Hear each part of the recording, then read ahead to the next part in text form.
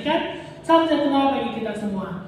Sampai yang kami hormati Ibu Mega Asrizona, SMSC, selaku dosen pengampu mata kuliah Manajemen Lintas Budaya. Kami dari kelompok 4 ingin mempresentasikan proyek akhir kami yang berjudul Analisis Manajemen Lintas Budaya pada perusahaan multinasional dan implikasinya terhadap strategi bisnis dari studi kasus PT Delami Garment Industri atau di eksekutif dan Uniqlo Co. Kami dari kelompok 4 yang pertama saya Kristiana Lia dengan NIM 2305963 sebagai moderator. Ada rekan saya Aida Putri dengan NIM 2305953, Melasi Rahayu dengan NIM 240599175, dan Latifah Nur Hidayatullah dengan NIM 22059157. Baik, kita langsung saja masuk ke bagian yang pertama yang akan saya jelaskan. Sekarang kita masuk ke pendahuluannya, yaitu saya akan menjelaskan mengenai latar belakang. Nah, latar belakang ini adalah globalisasi dan keberagaman budaya, dampak positif keberagaman, tantangan keberagaman budaya, dan jam penelitian. Di mana penelitian ini sebelumnya fokus pada MNC besar negara maju dan kurang memperhatikan perusahaan lokal yang bertransformasi global. Adapun rumusan masalah yang kami angkat dan menjadi bahan dari proyek kami ini adalah yaitu bagaimana sih sejarah berdirinya kedua PT ini, bagaimana budaya awal dari kedua perusahaan ini. Yang ketiga, bagaimana sih strategi ekspansi global dari PT Delami Garment Industri studi eksekutif. Yang keempat yaitu bagaimana pengelolaan tim multikultural Uniqlo. Yang kelima yaitu apa saja bagaimana etika bisnis kedua perusahaan dalam perspektif lintas budaya. Dan yang terakhir, apa sih komunikasi lintas budaya dalam budaya digital oleh kedua perusahaan. Nah, ada 3 manfaat penelitian kami, yaitu teorikis, di mana itu kontribusi terhadap ilmu manajemen lintas budaya, dan strategi bisnis internasional. Yang kedua yaitu akademis, menambah wawasan penerapan manajemen lintas budaya pada perusahaan lokal dan multinasional. Dan yang ketiga yaitu manfaat praktis, di mana memberikan gambaran praktik manajemen lintas budaya sebagai referensi bagi pihak yang membutuhkan. Selanjutnya, kita langsung masuk ke bagian pembahasan kita, yaitu mengenai sejarah dan budaya awal yang akan dijelaskan oleh Mela. Para Mela, dipersilakan. Baik, sebelumnya terima kasih kepada moderator yang telah memberikan saya izin untuk membaca materi. Baiklah, saya akan membacakan materi tentang sejarah berdirinya PT Delami Garment Industri atau di eksekutif dan Uniqlo. PT ini berdiri pada tahun 1979 oleh Johannes Varial yang bermula dari skala industri rumahan atau home industry. Perusahaan ini awalnya fokus pada memproduksi pakaian pria, khususnya itu celana panjang untuk pasar domestik. Pada masa ini, Delami ini juga memproduksi merek lokal seperti Ward dan Johan Farm. Titik balik perusahaan ini terjadi pada awal 1980-an melalui eksekusi merek eksekutif 99. Langkah ini memberikan akses pada pabrik mandiri dan jaringan distribusi yang lebih luas. Nama eksekutif ini kemudian berevolusi menjadi e-eksekutif. Merek ini memposisikan diri pada produk dengan kualitas konsisten, desain fungsional, dan kenyamanan untuk segmen menengah ke atas. Kesuksesan ini mengubah orientasi perusahaan dari produsen kontrak menjadi pelaku brand fashion yang mengontrol penuh desain produk hingga perusahaan ini melalui gerai mandiri dan trailer modern. Selanjutnya yaitu sejarah berdirinya PT Uniqlo. Uniqlo ini berasal dari Oborisoji atau sebuah perusahaan grosir pakaian pria yang didirikan pada tahun 1949 di Ube, Jepang. Transformasi besar terjadi saat Tadashi Yunai mengambil alih perusahaan dengan menggeser fokus dari bisnis grosir ke retail modern. Pada tahun 1984, toko pertama dibuka di Hiroshima dengan konsep Uniqlo Clothing Warehouse, yaitu kemudian disingkat menjadi Uniqlo. Konsep ini menawarkan pakaian kasual berkualitas tinggi dengan harga yang terjangkau dan konsisten. Memasuki milenium, Uniqlo melakukan ekspansi internasional ke berbagai negara termasuk itu Tiongkok, Amerika Serikat, Eropa hingga Asia Tenggara, yaitu Indonesia. Keberhasilan global ini didorong oleh beberapa faktor. Yang pertama itu standar kualitasnya yang bagus, itu menggabungkan kualitas Jepang dengan desain minimalis dan fungsional. Yang kedua yaitu inovasi produk, itu pengembangan pakaian berbasis teknologi seperti yang mahal serta kolaborasi dengan desainnya yang internasional. Identitasnya itu dikenal secara global seperti penyediaan pakaian berkualitas sederhana dan terjangkau di bawah payung Fast Retailing Group. Selanjutnya yaitu budaya awal kedua perusahaan. Yang pertama itu PT Delami atau The Executive. Pada awal berdirinya di tahun 1979, PT ini memiliki budaya organisasi yang berorientasi pada nilai kekeluargaan, kepercayaan, dan kedekatan personal karena statusnya itu sebagai industri rumahan. Kepemimpinan langsung dari Johannes Varial yaitu menciptakan hubungan kerja yang hierarki namun tetap akrab dengan pola kemanusiaan yang informal, sehingga membuka loyalitas, disiplin, dan etos kerja yaitu di kalangan karyawan yang merasa terikat secara personal. Sebagai produsen pakaian domestik saat itu, perusahaan ini sangat menekankan pada produktivitasnya, efisien gaya, serta kecepatan produksinya dengan mengandalkan keterampilan yang manual, tenaga kerja di tengah keterbatasan teknologi pada saat itu. Selanjutnya yaitu budaya pada Uniqlo. Budaya pada Uniqlo ini berdiri pada tahun 1984 di bawah Fast Retailing, sangat dipengaruhi oleh industri retail Jepang dengan penekanan kuat pada efisiensi, standarisasi, dan orientasi konsumen melalui konsep self-service retail. Sang pendiri Tadashi Yanagi itu menanamkan nilai-nilai kesadaran dan fungsional yang melahirkan filosofi lifewear, yaitu pakaian yang berkualitas dan terjangkau untuk semua orang. Budaya ini menuntut presisi dan inovasi tinggi dari karyawan dalam mengelola distribusi dan data penjualan guna responden berpasar secara cepat. Selanjutnya yaitu faktor membentuk budaya awal. Faktor membentuk budaya awal pada PT Delami yaitu yang pertama latar ke belakang kepemimpinan keluarga, di mana gaya manajemen Johannes Varial yang sentralistik dan dekat dengan tenaga kerja membentuk budaya organisasi yang kolaboratif dan berbasis kepercayaan. Yang kedua yaitu kondisi industri garmen Indonesia pada tahun 1970 sampai 1980-an yang menuntut kedisiplinan tinggi, kontrol ketat terhadap biaya, dan kesiapan manajer target produksi, sehingga itu menumbuhkan budaya kerja yang tegas dan tetap juga akrab. Yang ketiga itu pengembangan brand lokal eksekutif 99 yang kemudian berkembang menjadi eksekutif 99, mendorong perusahaan untuk menambahkan nilai-nilai seperti konsistensi kualitas, kepercayaan konsumen, inovasi produk, dan perlahan menjadi bagian dari budaya organisasi. Yang keempat yaitu ekspektasi pasar domestik yang sederhana dan fleksibel, yang menuntut fashion pria ini yang sederhana, serbaguna, dan terjangkau, sehingga mendorong perusahaan untuk mengembangkan budaya responsif terhadap perubahan selera konsumen.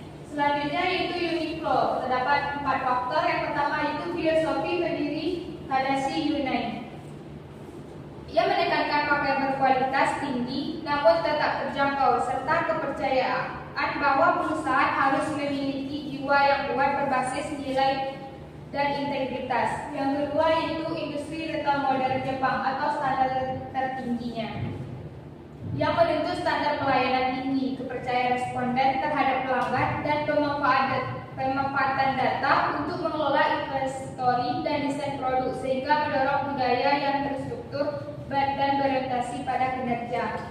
Yang ketiga itu strategi fast retail atau kesederhanaan dan efisiensi, yang sehingga budaya perusahaan ini menekankan untuk konsisten terhadap kualitasnya, efisiensi rantai pasok, serta kemampuan beradaptasi dengan perubahan gaya.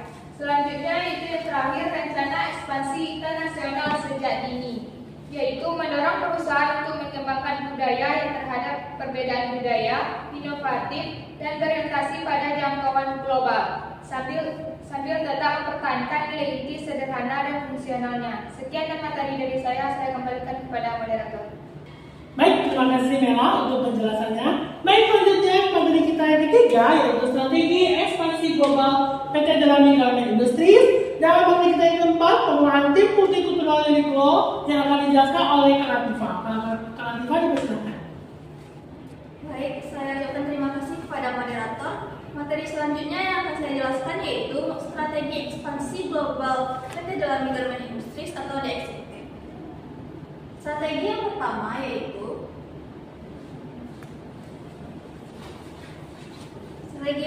yaitu evolusi branding. Evolusi branding awalnya perusahaan hanya dikenal sebagai produsen kontrak, namun kemudian berkembang menjadi lifestyle brand.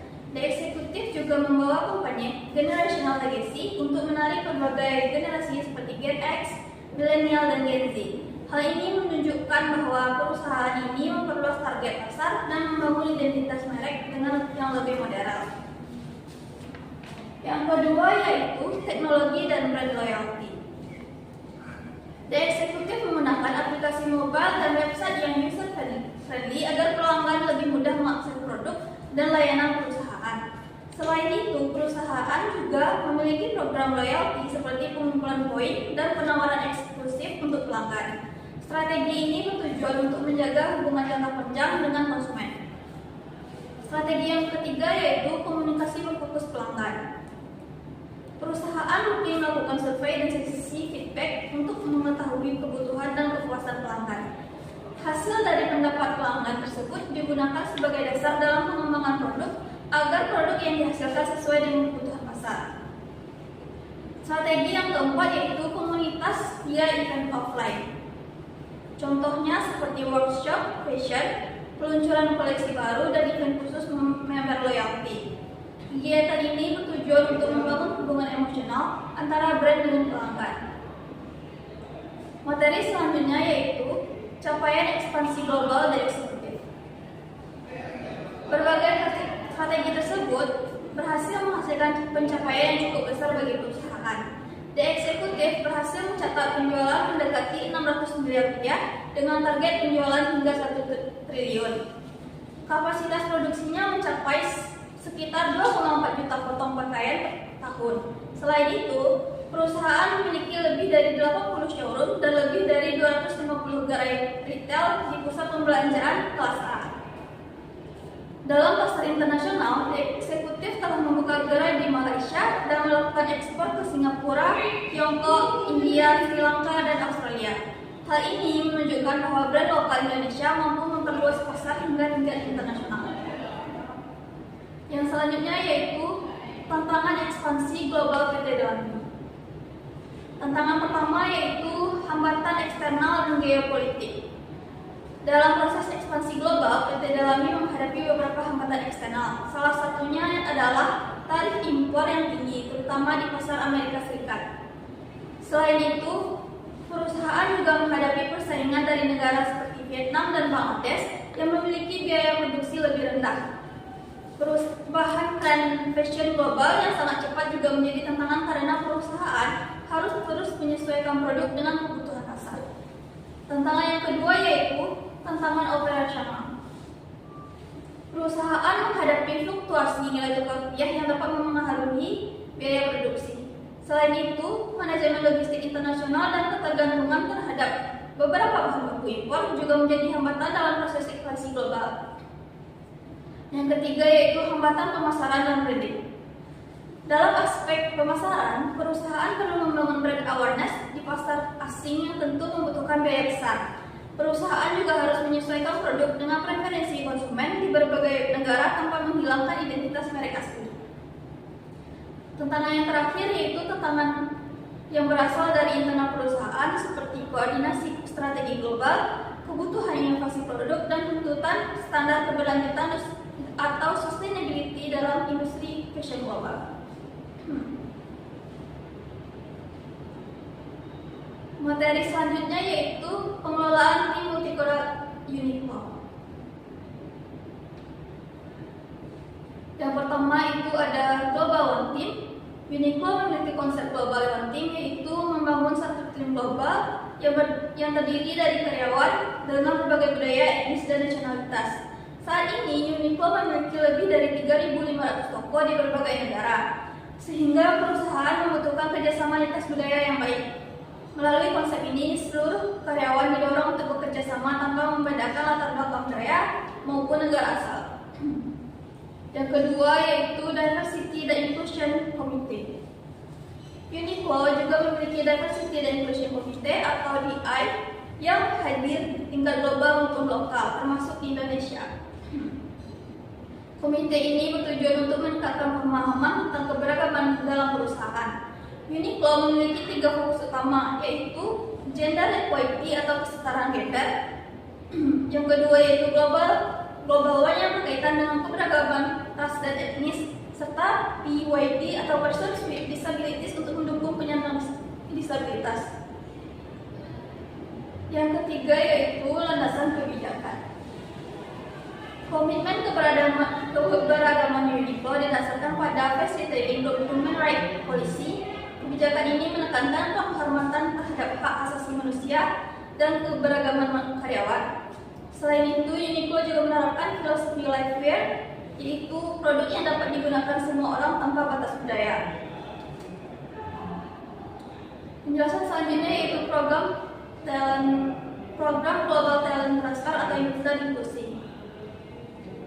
Yang pertama, Global Talent Transfer.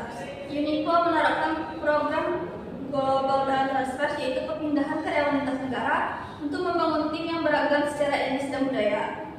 Program ini membantu karyawan memahami budaya kerja internasional secara langsung. Selain itu, terdapat inisiatif Global One seperti perayaan agama bersama dan multicultural exchange untuk memperkuat hubungan antar budaya. Selanjutnya yaitu Uniqlo Management Candidate atau UMC. Uniqlo juga memiliki program Uniqlo Management Candidate atau UMC. Program ini memberikan kesempatan bagi fresh graduate dari berbagai negara untuk memulai karir dari level toko hingga berkembang menjadi manajemen global. Contohnya, seorang store manager di Thailand dapat berkembang menjadi global leader di Jepang. Yang ketiga yaitu program RISE atau Refuge Inclusion Supporting atau dan Empowerment. Program ini bertujuan membantu pengungsi mendapatkan pekerjaan di Uniqlo, khususnya di negara seperti Jepang, Amerika Serikat, dan Jerman. Yang keempat yaitu dukungan multilingual dan fleksibel. Uniqlo mendukung lebih dari 110.000 karyawan global untuk melalui multilingual learning untuk mengatasi hambatan bahasa. Perusahaan juga memberikan kebijakan kerja fleksibel seperti maternity leave, paternity leave, work from home, staggered hours, dan fasilitas ruang menyusui. Hal ini menunjukkan bahwa Uniqlo berusaha menciptakan lingkungan kerja yang inklusif dan nyaman bagi seluruh karyawan. Selanjutnya yaitu strategi komunikasi dan kemungkinan multikultural Uniqlo. Materi ini menjelaskan bagaimana strategi komunikasi dan kemungkinan multikultural diterapkan di Uniqlo. Yang pertama yaitu tantangan komunikasi. Dalam perusahaan global, perbedaan bahasa menjadi salah satu tantangan utama. Hambatan komunikasi antara manajer dan staf dari berbagai negara dapat menyebabkan miskomunikasi dalam display toko, target penjualan maupun pelayanan pelanggan. Selanjutnya yaitu solusi struktural. Untuk mengatasi tantangan tersebut, Uniqlo menerapkan beberapa solusi struktural. Contohnya adalah seminar Building Inclusive Culture, program Global Talent Transfer sebagai jembatan budaya, serta pelatihan diversity dan inclusion secara berkelanjutan. Yang terakhir yaitu kepemimpinan cultural intelligence. Uniqlo juga menekankan pentingnya cultural intelligence dalam kepemimpinan. Manajer dengan cultural intelligence yang tinggi mampu memediasi konflik budaya dan membantu tim bekerja secara lebih harmonis. Perusahaan juga melakukan adaptasi berkelanjutan agar keberagaman menjadi kekuatan organisasi, bukan menjadi hambatan. Itu saja yang dapat saya sampaikan. Berikutnya saya kembalikan kepada moderator. Oke, baik moderator, terima kasih atas kesempatannya. Pada presentasi kali ini saya akan melanjutkan menjelaskan mengenai etika bisnis dalam perspektif lintas budaya. Nah, pada slide ini dijelaskan bahwa etika bisnis tidak selalu dipandang sama di negara ataupun di setiap negara. Dalam konteks globalisasi, perusahaan harus memahami perbedaan nilai, norma, cara berkomunikasi, dan juga kebiasaan kerja di berbagai negara. Next. Selanjutnya saya akan membahas mengenai etika bisnis di PT Delami versus Uniqlo. Nah, yang pertama saya akan membahas mengenai etika bisnis pada PT Delami. Nah, etika bisnis pada PT Delami itu pertama berbasis nilai sosial dan juga budaya lokal. PT Delami itu lebih menyesuaikan diri dengan budaya dan juga norma masyarakat lokal di Indonesia. Di sini nilai kekeluargaan dan juga hubungan menjadi dasar. Yang kedua yaitu PT Delami itu menekankan hubungan jangka panjang. Perusahaan lebih fokus membangun hubungan dengan mitra yang tahan lama dibanding dengan peraturan seperti kode etik dan juga SOP. Yang ketiga, pendekatan kekeluargaan manajemen. Nah, hubungan antara atasan dan juga karyawan cenderung lebih dekat dan juga personal. Komunikasi mereka dilakukan dengan pendekatan kekeluargaan. Yang keempat, CSR berbasis komunitas lokal. Nah, program tanggung jawab sosial dilakukan dengan membantu masyarakat sekitar seperti pemberdayaan UMKM atau kegiatan sosial di lingkungan masyarakat. Yang kelima, kepercayaan lebih dominan daripada kontrak formal. Dalam budaya lokal, kepercayaan dan hubungan personal seringkali lebih dianggap penting daripada aturan tertulis seperti kode etik ataupun SOP. Terakhir, mereka lebih fleksibel dalam mengambil keputusan etis. Nah, perusahaan cenderung menyesuaikan keputusan berdasarkan kondisi sosial dan budaya yang dihadapi. Selanjutnya, saya akan membahas mengenai etika bisnis dari Uniqlo. Mereka lebih global dan juga sistematis. Yang pertama, Uniqlo itu berbasis standar global dan juga kode etik perusahaan. Di Uniqlo menggunakan standar internasional dan juga aturan perusahaan yang berlaku sama di berbagai negara. Yang kedua, Uniqlo menekankan transparansi dan juga akuntabilitas. Perusahaan menuntut keterbukaan dalam operasional bisnis sehingga semua aktivitas dapat dipertanggungjawabkan. Yang ketiga, mereka menerapkan kode of conduct global. Maksudnya bagaimana? Uniqlo memiliki pedoman perilaku yang wajib dipatuhi oleh seluruh karyawan dan juga supplier di seluruh dunia. Yang keempat, Uniqlo menerapkan audit rantai pasok. Maksudnya bagaimana? Uniqlo melakukan pemeriksaan terhadap supplier untuk memastikan seluruh standar tenaga kerja dan etika tetap dipenuhi. Yang kelima, Uniqlo menerapkan program sustainability. Bagaimana maksudnya? Uniqlo menerapkan program keberlanjutan seperti penggunaan ulang pakaian dan juga pengurangan limbah untuk dampak lingkungan yang lebih baik. Terakhir, Uniqlo menerapkan prinsip ESG, yaitu perusahaan menerapkan prinsip environmental, sosial, dan juga governance sebagai dasar keberlanjutan bisnis global. Next. Nah, selanjutnya yaitu dilema etika lintas budaya. Yang pertama, standar kerja mereka di Uniqlo, standar mereka itu perlindungan ada kinerja secara ketat. Nah, di Uniqlo itu ada namanya persatuan buruh, yang mana jika seandainya buruh ini tidak mendapatkan keadilan dari perusahaan, mereka dapat menuntut. Sedangkan di perusahaan lokal seperti perusahaan dalam eksekutif itu lebih kepada praktik kerja yang berbeda. Mereka lebih menekankan hubungan dan secara personal dan juga emosional. Yang kedua, transparansi versus harmoni sosial. Budaya global biasanya menekankan keterbukaan informasi secara penuh. Namun dalam beberapa budaya lokal seperti PT Delami, mereka lebih menjaga hubungan baik dan juga harmoni dianggap lebih penting dibanding mengungkapkan konflik. Yang ketiga, itu ada lingkungan versus efisiensi budaya. Nah, program keberlanjutan itu membutuhkan biaya besar, sedangkan perusahaan juga ingin menjaga efisiensi produksi. Akibatnya sering muncul konflik antara target keuntungan dengan tanggung jawab sosial. Terakhir, bagaimana pendekatan sosial global etik mereka? Solusi yang digunakan adalah global ethics, yaitu menggabungkan standar etika global dengan menyesuaikan budaya lokal. Jadi, perusahaan tidak hanya mengikuti aturan internasional, tetapi juga memahami kondisi masyarakat setempat. Next. Selanjutnya saya akan menjelaskan mengenai komunikasi lintas budaya digital. Nah, pada era digital, komunikasi lintas budaya semakin sering terjadi melalui media online seperti email, video conference, ataupun media sosial. Namun, perbedaan budaya dapat menyebabkan kesalahpahaman dalam cara berbicara, penggunaan bahasa, maupun penyampaian pendapat. Nah, selanjutnya saya akan memaparkan bagaimana komunikasi digital PT Jalami versus Uniqlo. Pertama, kita akan membahas mengenai PT Jalami yang ternyata high context. Nah, PT Jalami ternyata itu lebih mengandalkan konteks sosial dan juga emosional. Mereka menggunakan pendekatan komunikasi yang dekat dengan kehidupan sosial masyarakat dan membangun hubungan emosional dengan konsumen maupun pekerjanya.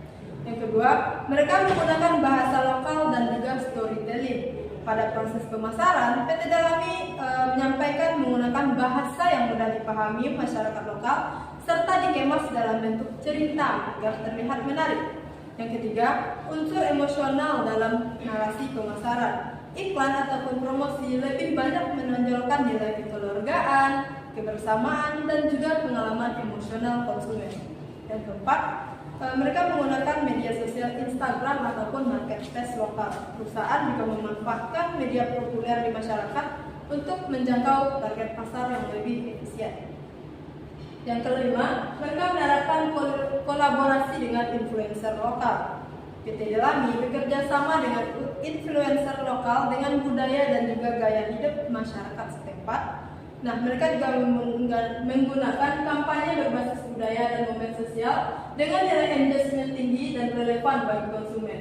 Namun, kebiasaan ini sulit dipahami secara global. Selanjutnya yaitu saya akan membahas mengenai komunikasi digital dari Uniqlo yang ternyata low konteks. Nah, Uniqlo itu menggunakan pesan langsung, jelas, dan universal. Uniqlo menggunakan komunikasi yang sederhana namun mudah dipahami oleh konsumen dari berbagai negara. Yang kedua, Uniqlo menggunakan visual minimalis dengan fokus yang tinggi pada produk. Nah, promosi mereka lebih menekankan kualitas dan juga fungsi produk dibandingkan dengan emosional ataupun budaya tertentu. Yang ketiga, mereka menggunakan kampanye konsep pemasaran yang seragam di berbagai negara. Yang keempat, mereka menggunakan platform dan juga website di internasional. Platform digital dirancang agar dapat digunakan konsumen global dengan tampilan yang konsisten. Mereka juga menggunakan adaptasi konten lokal dengan framework global. Nah, di Uniqlo, itu pesan mereka mudah dipahami di berbagai lintas budaya dan mereka konsisten dengan brand global. Namun, risiko kelemahannya, komunikasi terkadang terasa kurang dekat dan juga dengan budaya lokal konsumen. Next. Selanjutnya yaitu strategi efektif komunikasi lintas budaya digital. Yang pertama, mereka menggunakan global strategi. Global strategi itu adalah penggabungan dari global dan juga lokal. Nah, perusahaan tetap menjaga identitas global, tetapi menyesuaikan dengan pesan dan juga budaya lokal agar pesan yang mereka sampaikan lebih dapat diterima. Yang kedua, mereka menggunakan data-driven communication. Maksudnya, perusahaan menggunakan data perilaku konsumen untuk menentukan strategi komunikasi yang tepat. Yang ketiga, mereka menggunakan cultural intelligence atau CQ, yaitu kemampuan dalam memahami dan beradaptasi terhadap perbedaan budaya. Poinnya, mereka membantu perusahaan menghindari kesalahpahaman budaya, dan ini penting dalam komunikasi dan juga pemasaran global. Terakhir, mereka menggunakan omni-channel strategi, yaitu mereka mengintegrasikan semua platform digital agar pesan perubahan tetap konsisten. Next. Nah, sekian yang dapat saya sampaikan, saya kembalikan ke moderator. Berakhirnya dari maka sampailah kita di akhir dari presentasi kita, yaitu di bagian penutup, di mana kami akan menyampaikan apa aja sih kesimpulan yang dapat kita petik dari presentasi tadi, dan apa saran yang dapat kami berikan untuk proyek kali ini. Baik, yang pertama yaitu mengenai manajemen lintas budaya sebagai faktor strategis, di mana mempengaruhi pola komunikasi, pengambilan keputusan, kepemimpinan, dan sumber daya manusia. Keberhasilan dari ekspansi internasional tidak hanya ditentukan dari produk, tetapi juga kemampuan mengelola suatu budaya. Yang kedua yaitu kesimpulan mengenai Uniqlo, mengenai integrasi budaya Jepang dan global.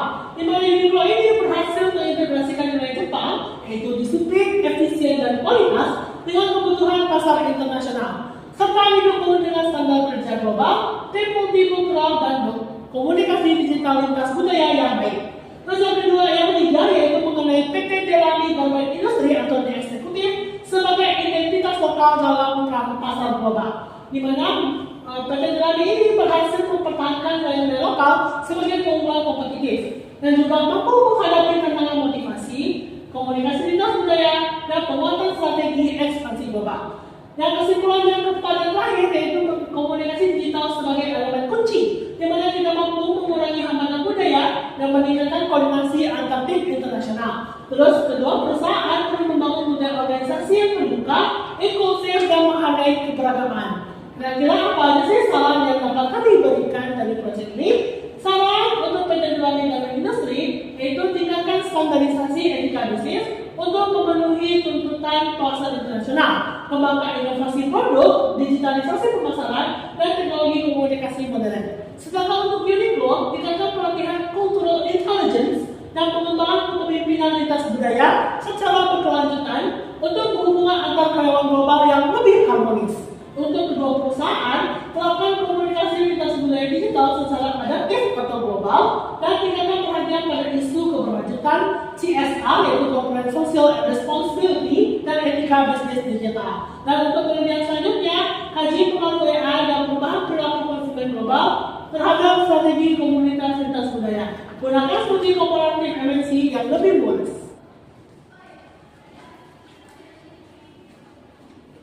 Baik, sekian dari presentasi kami Kokopa mengenai proyek akhir kami. Kami mohon mengucapkan terima kasih bagi ibu dan teman-teman semua yang mau menyaksikan. Kami mohon maaf jika ada kesalahan kata, kesalahan teknis ataupun terjadi. Kami mohon kritik dan saran yang membangun supaya proyek kami menjadi lebih sempurna ke depannya. Kami mohon maaf jika ada kesalahan. Kami dari Kokopa, kami undur diri. Terima kasih. Assalamualaikum warahmatullahi wabarakatuh.